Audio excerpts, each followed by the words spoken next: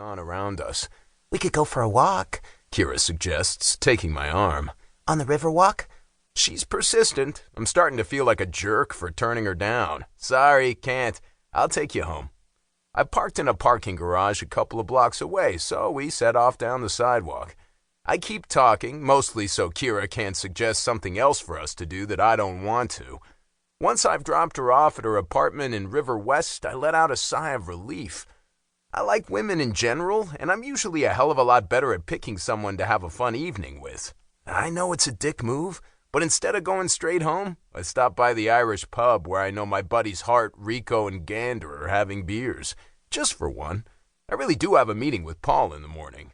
"Hey, Jax!" They all greet me as I approach the table. "Hey!"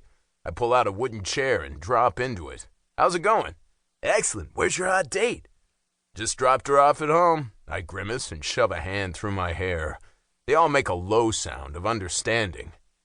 "Welp, have a beer," Rico says, lifting a hand to attract the waitress's attention.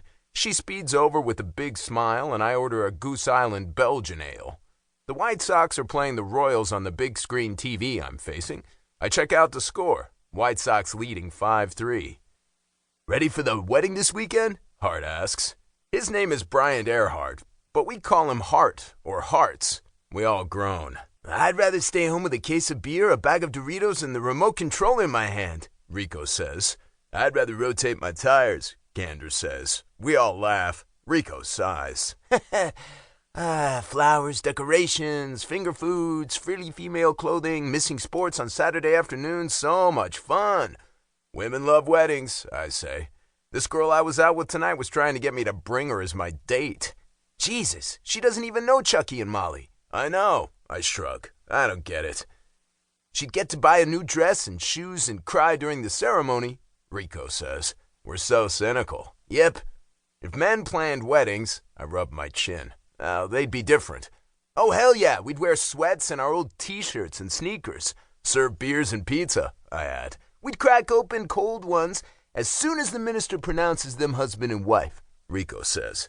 "We'd walk down the aisle to Led Zeppelin," I add, grinning. "All My Love." "Yeah, perfect." Rico and I bump fists.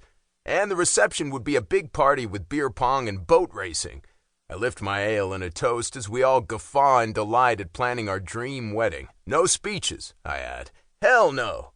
"Somehow I don't think that's what's happening this weekend," Rico says with a sigh. "Nope.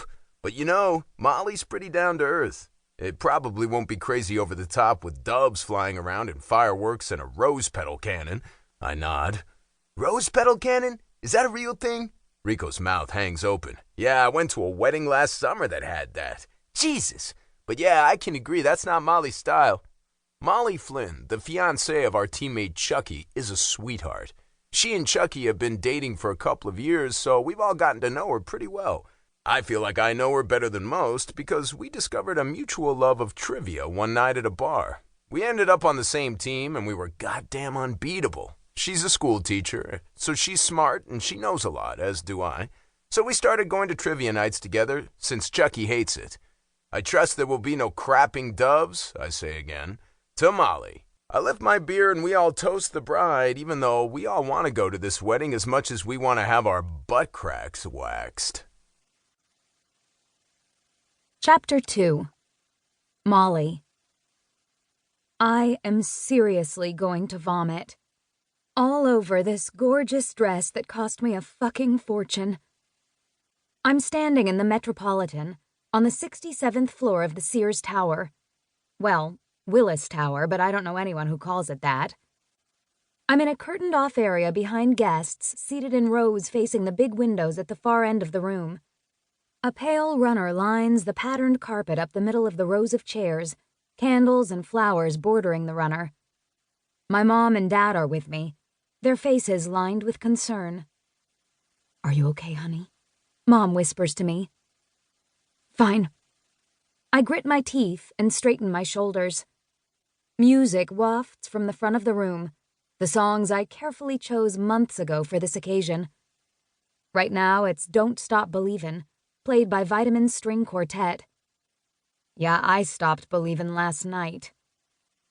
I press a hand to my stomach. I can do this.